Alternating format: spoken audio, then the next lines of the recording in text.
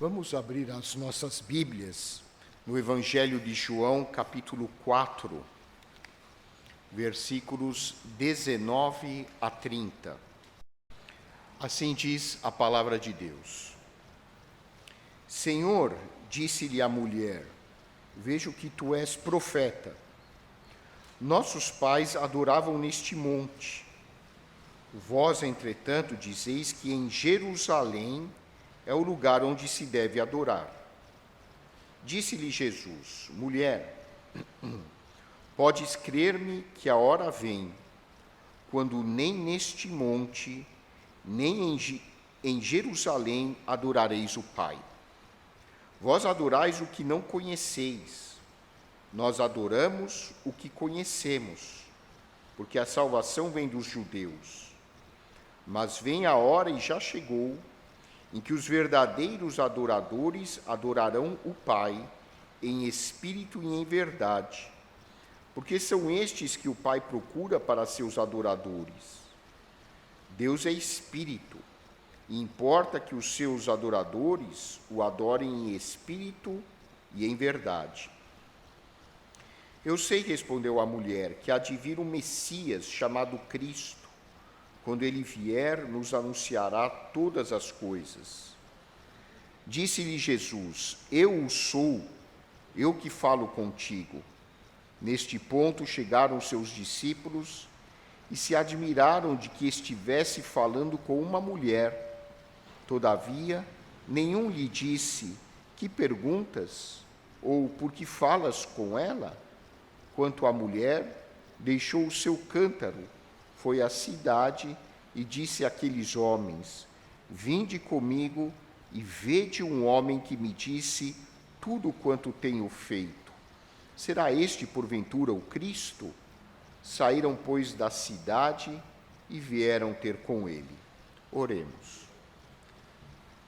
Santo Deus, nosso Pai, nós te agradecemos pela tua palavra e pedimos que tu abras as nossas mentes para que possamos compreender o teu ensino. Nós te pedimos agradecidos, Pai querido, em nome de nosso Senhor e Salvador Jesus Cristo. Amém.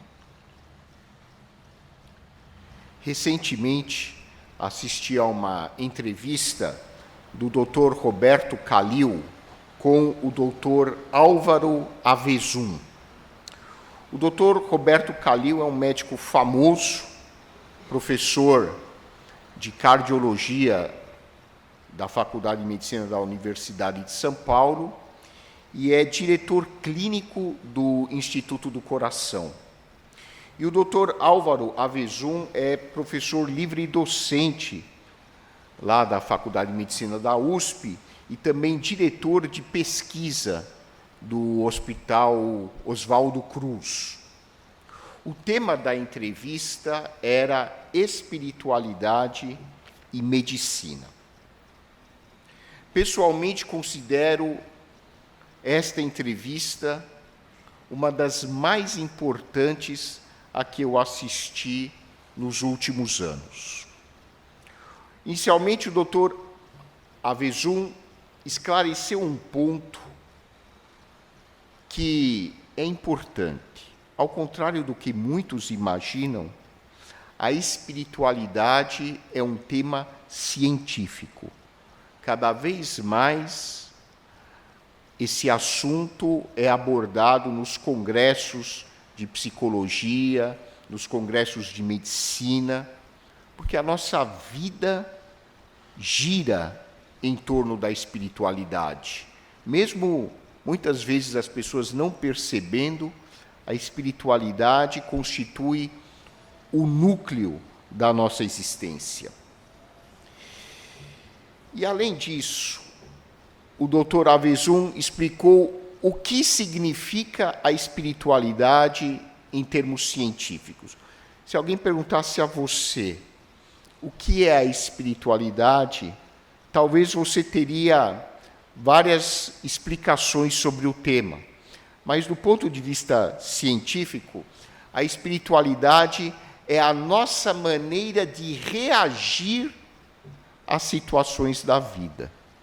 principalmente aquelas que são mais complicadas, mais difíceis, mais perturbadoras. A nossa maneira de reagir a situações de vida negativas, especialmente, são o que, do ponto de vista científico, nós chamamos de espiritualidade. Então, ela está ligada à nossa capacidade de perdoar, aos nossos sentimentos de gratidão, de compaixão, de empatia, de altruísmo, de otimismo, e ao nosso propósito de vida. Qual é o seu propósito de vida? Qual é o significado que você atribui à vida? Isso é espiritualidade do ponto de vista científico. De acordo com o cientista, existem vários estudos demonstrando uma forte associação entre o nosso nível de espiritualidade e a nossa qualidade de vida, o nosso bem-estar. A espiritualidade está ligada à manutenção da nossa saúde. Nossa espiritualidade está ligada, cientificamente falando, ao processo de evitar o adoecimento.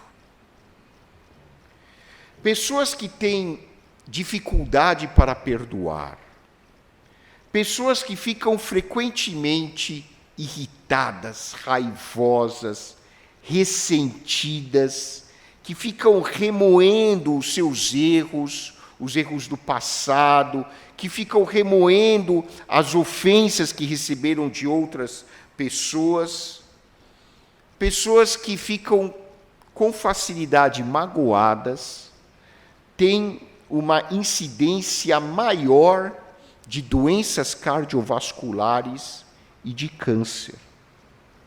Por quê? Porque essas pessoas vivem num nível de estresse significativamente maior. E os seus corpos estão a todo momento bombardeando o sangue com hormônios e substâncias nocivas que provocam a contração das artérias, elevando a pressão arterial e provocando a obstrução das coronárias, levando ao infarto, levando a quadros como acidente vascular cerebral, por causa da trombose, da embolia. Então, vejam só, a nossa maneira de reagir a situações da vida pode impactar até na formação de coágulos sanguíneos que têm como consequência o adoecimento e até o óbito. Então, uma coisa que o Dr. Avezum fala na entrevista e que é uma revolução no pensamento da medicina é que cada vez mais se considera que a nossa maneira de reagir às situações da vida podem ser um gatilho, um pontapé inicial para o desencadeamento do processo de adoecimento. Durante anos, a ciência enfatizou a necessidade de nós valorizarmos hábitos saudáveis de vida. Então, muito se fala, por exemplo, sobre alimentação saudável. De fato, a alimentação precisa ser equilibrada. Muito se fala sobre a prática de exercícios físicos. E claro que é importante as pessoas praticarem exercícios físicos. Mas só recentemente a ciência reconhece que a espiritualidade é um fator de proteção cardiovascular. E não só cardiovascular, é um fator de proteção para a nossa saúde. Ou seja, você pode ter uma alimentação saudável, você pode praticar exercícios físicos, mas se você não desenvolver a sua espiritualidade, se você é do tipo que não sabe perdoar, se você é do tipo que fica reparando nos erros de todo mundo, e fica remoendo isso, e fica remoendo as ofensas, e fica guardando mágoa, guardando ressentimento, ficando com raiva, nutrindo ódio, você pode ser um atleta, você pode ter a alimentação mais balanceada do mundo, mas você muito provavelmente vai morrer precocemente. A espiritualidade é hoje um tema extremamente valorizado a nível científico, porque as pesquisas mostram claramente que nós precisamos rever as nossas reações diante das circunstâncias da vida, nós precisamos avaliar o nosso nível de espiritualidade se quisermos viver com uma boa qualidade de vida. Essas verdades que hoje a medicina valoriza e reconhece como sendo científicas, são ensinadas pelas religiões há milhares de anos. A necessidade de perdoar, de ter compaixão, de ter empatia, de encontrar um sentido útil para as nossas vidas. A necessidade do altruísmo, do otimismo, estão presentes no judaísmo, no budismo, no islamismo e, claro, no cristianismo também. Mas como cristão, eu acredito que ninguém ensinou essas verdades de uma maneira tão enfática, tão clara, tão objetiva e tão simples quanto o Senhor Jesus Cristo. Nenhum livro no mundo ensina essas verdades com tanta clareza quanto a Bíblia.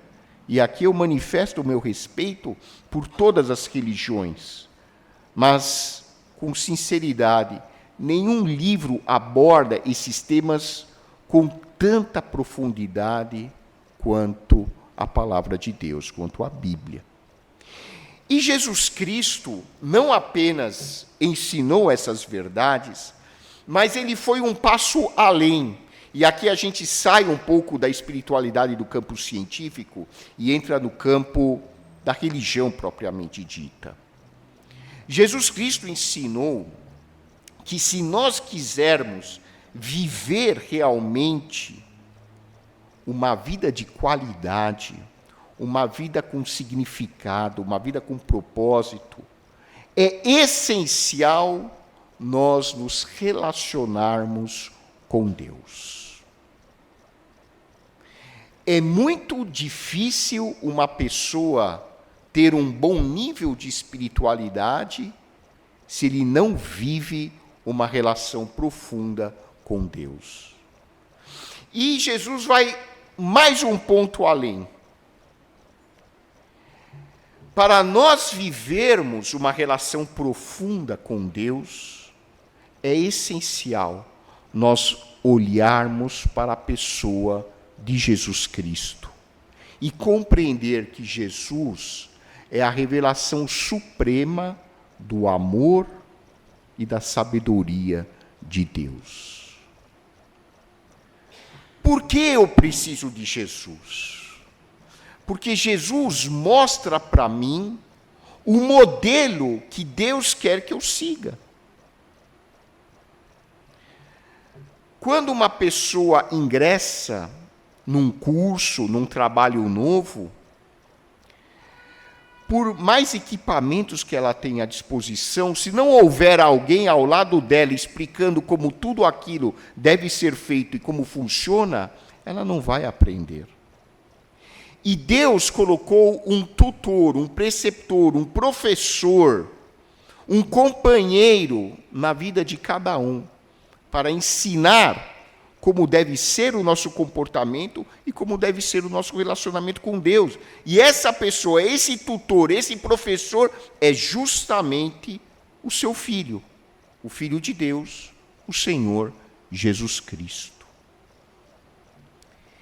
E foi exatamente isso que Jesus ensinou à mulher samaritana.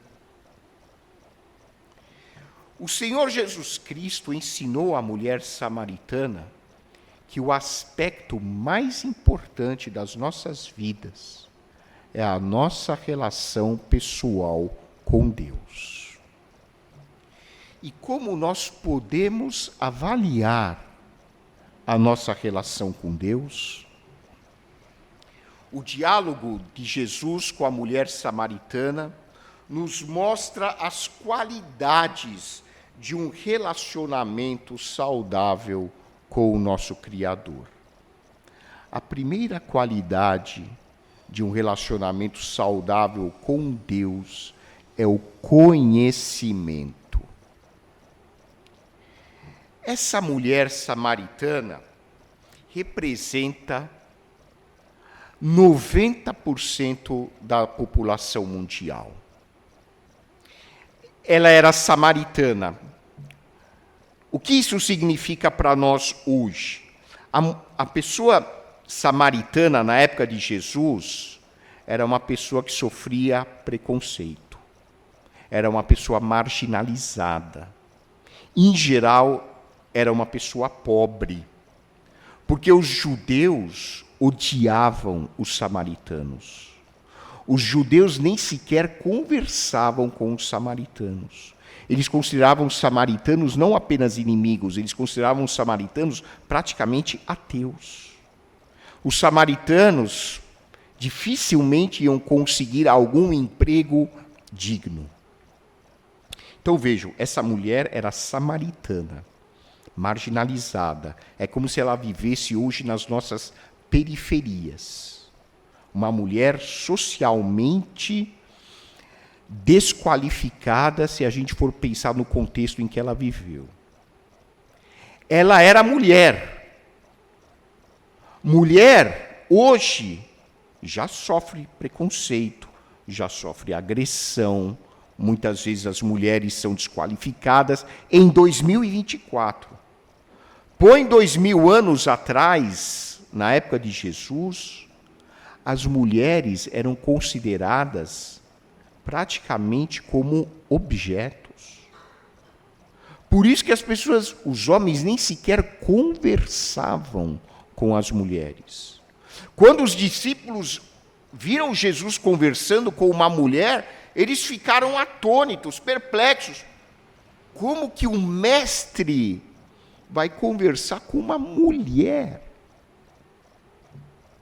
Ela era uma camponesa. Jesus era um rabino. Havia uma distância de classe, de cultura enormes. Então, uma pessoa marginalizada, pobre, alvo de preconceitos e pior, a vida moral dessa mulher era considerada, até para os padrões da sua época, como reprovável. Ela já havia tido vários maridos. E estava num novo relacionamento. Essa mulher representa o ser humano de hoje. Quantas e quantas pessoas vivem a situação dessa mulher? E quando Jesus se aproxima dela e pede água, ela reagiu até com um pouco de rispidez, porque ela já devia ter sido tão maltratada, ela não aguentava mais, e ela agiu, se a gente lê a história de João, no capítulo 4, ela foi um pouco grosseira com Jesus. E aí Jesus aprofunda a conversa até mostrar para a mulher que ele era de fato o Messias. E ela passa a conhecer um homem que transformaria a sua vida para sempre. Uma das perguntas que ela faz para Jesus é a seguinte: o senhor é judeu, vocês dizem que o lugar para adorar a Deus é em Jerusalém, mas os meus antepassados dizem que é aqui em Samaria. Esse poço onde eu vim tirar água é o poço do nosso antepassado Jacó. A mulher, através da sua conversa, demonstrou para Jesus que ela tinha uma religiosidade distorcida, equivocada. Assim como hoje em dia, milhões e milhões de pessoas, até mesmo dentro das igrejas, adotam uma religiosidade completamente distorcida. Ela se apegava a detalhes, tipo, onde é o lugar onde se deve adorar? É em Jerusalém? É aqui? Olha, esse poço é de Jacó. Ela valorizava detalhes que não têm o menor significado, a menor importância do ponto de vista espiritual. Assim como hoje em dia, muitas pessoas valorizam questões religiosas que não têm, do ponto de vista prático espiritual, absolutamente nenhuma importância. Então Jesus, o mestre, olha para ela e diz: olha, você está preocupada com detalhes religiosos, mas eu vou te dizer uma grande verdade. Deus é espírito. E Ele quer que os seus adoradores o adorem em espírito e em verdade. E isso não tem absolutamente nada a ver com detalhes religiosos do tipo em que monte se deve adorar a Deus, do tipo onde se deve adorar a Deus. Deus é espírito e Ele quer que nós o adoremos diretamente. Nós não precisamos de intermediários, nós não precisamos nos apegar a detalhes de rituais religiosos que só nos afastam do Criador. Tem uma aparência de religiosidade, mas não tem absolutamente nenhum significado do ponto de vista espiritual. E mais, Jesus se identificou para ela como o Messias prometido. E isso transformou a sua vida. Conhecer a Deus é o primeiro passo para nós termos uma relação pessoal com Ele. Aliás, é assim até do ponto de vista humano. Como é que você pode se relacionar com uma pessoa se você não a conhece de verdade? Se você não a conhece a fundo? Se você não sabe quem ela é? Se você não sabe qual é o interesse daquela pessoa? Até no ponto de vista humano, quando a gente quer se relacionar com alguém, a gente precisa saber com quem a gente está se relacionando. Você vai casar com uma pessoa que você não conhece? Você vai fazer negócio com alguém que você nunca viu? Isso vale para a vida espiritual. Como eu posso me relacionar com Deus se eu não conheço Deus? E Jesus mostra a essa mulher, em primeiro lugar, que Deus é espírito. Ele não pode ser retratado de nenhuma forma humana. Ele é espírito. E ele quer ser adorado de uma maneira sincera, em espírito e em verdade. A nossa adoração tem que expressar sinceridade. Agora, esse conhecimento de Deus não pode ser apenas um conhecimento intelectual. um conhecimento teológico, porque esse tipo de conhecimento não muda a estrutura do nosso ser, não muda o nosso caráter, não afeta a nossa personalidade, só acrescenta algo a mais no nosso cabedal de conhecimento teórico. O conhecimento que Deus exige que tenhamos dele é um conhecimento a nível experimental, é um conhecimento a nível prático. Deus não está interessado em definições teológicas complexas de quem ele é. Ele não precisa disso. E seria impossível, em linguagem humana, expressar quem é Deus. Nós não sabemos, seria impossível, porque ele está numa dimensão completamente diferente da nossa. Mas Deus quer que nós o conheçamos a nível experiencial. É uma experiência de vida conhecer a Deus. E somente quem tem essa experiência de vida pode ter a sua vida transformada. Sem um conhecimento íntimo de Deus, sem um conhecimento prático, experimental de Deus, nossa vida vai continuar exatamente a mesma. Em segundo lugar, Jesus ensinou à mulher que uma relação pessoal com Deus requer comunhão. Da mesma forma como a relação entre duas pessoas. Duas pessoas, para se conhecerem de verdade, além de conhecerem uma a outra, quem ela é, precisam ter comunhão uma com a outra. É como um casal. É como a vida entre pais e filhos.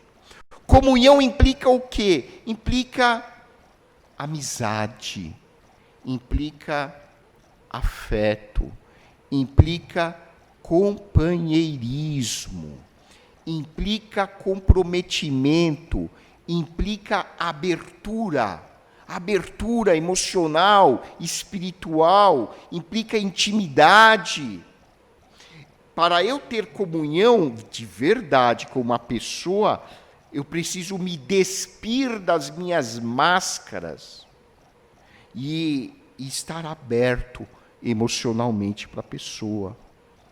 Eu preciso remover as barreiras que estão entre mim e o outro, para que haja uma comunicação não apenas verbal, mas principalmente afetiva, emocional. Abertura significa eu estar à vontade de me expor, o que eu estou sentindo, quais são os sentimentos que me perturbam, quais são os meus projetos de vida, as minhas ideias, qual é a minha perspectiva sobre a existência. Isso é comunhão. Não dá para ter comunhão sem conversa. E quando Jesus explica para a mulher que a nossa relação com Deus implica comunhão, porque isso está embutido no adorar em espírito e em verdade, nós podemos usar isso para avaliar como vai a nossa relação pessoal com Deus. O quanto eu considero Deus, especialmente Jesus, como meu companheiro, como aquele amigo com quem eu posso contar a todo momento. Eu consigo me abrir para Deus, eu consigo compartilhar com Deus o que eu estou sentindo, quais são os meus projetos de vida, os meus sonhos, as minhas frustrações, as minhas contradições, as minhas angústias, a minha tristeza, às vezes a minha falta de esperança, os meus delírios, a minha existência humana, enfim. Eu compartilho isso com Jesus, eu compartilho isso com Deus, porque isso é comunhão. E à medida que essa comunhão se aprofunda, vem um terceiro elemento que caracteriza a minha e a nossa relação com Deus, que é a transformação da vida. Não é possível haver conhecimento de Deus, comunhão com Deus, sem transformação de vida. É isso que Tiago escreve. A fé sem obras é morta. O que isso significa? Se eu, de fato, estabeleço com Deus uma relação de intimidade, de abertura, de companheirismo, a minha vida vai mudar. A minha vida, que era caracterizada pela falta de perdão, pelo orgulho, pela vaidade, pelo egoísmo, pelo rancor, pelo preconceito, pela arrogância, a minha vida vai mudar, porque agora Deus está em mim. Ele mudou a minha vida, então eu vou passar a viver como? Aos poucos, né? Não é uma transformação de um minuto para outro. Mas eu vou me tornar uma pessoa mais tolerante, mais paciente, mais respeitosa, ética. Uma pessoa que aprende o que é empatia. Sem empatia não há relação social civilizada. Empatia é você conseguir se colocar no lugar do outro, sem necessariamente aprovar o que o outro está dizendo e fazendo, mas é você conseguir se colocar no lugar do próximo e entender o que o próximo está passando. Como é difícil na nossa sociedade as pessoas conseguirem se colocar no lugar do outro. As pessoas julgam, acusam, difamam, porque não conseguem vestir o sapato, não conseguem calçar o sapato do próximo. Quando você calça o sapato do próximo, a sua visão de vida muda. Você aprende a ser uma pessoa mais humilde, mais humana, mais amorosa, mais respeitosa. Isso é transformação de vida. Então, Jesus ensina a mulher samaritana que o aspecto central da nossa vida é a nossa relação com Deus. Uma relação que é marcada por conhecimento, não apenas e não principalmente intelectual, mas principalmente conhecimento do coração. Uma relação que implica comunhão, abertura, companheirismo, amizade, intimidade. E é uma relação, acima de tudo, transformadora. Que possamos avaliar regularmente como vai a minha relação com Deus. Que Deus nos abençoe.